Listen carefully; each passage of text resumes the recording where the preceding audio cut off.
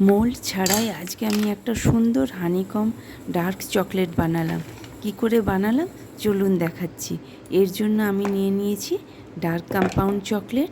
এই dark compound চকলেটটা আমি প্রথমে ডাবল বয়েলিং মেথডে ভালো করে মেল্ট করে নিয়েছি, ছোট্ট ছোট্ট পিস করে নিয়ে এরপর আমি একটা বাবল র্যাপ পেপার পাওয়া যায়, সাধারণত আমরা বাড়িতে যে কোনো জিনিস কেনাকাটা করতে গিয়ে এইরকম বাবল র্যাপ পেপার পেয়ে থাকি।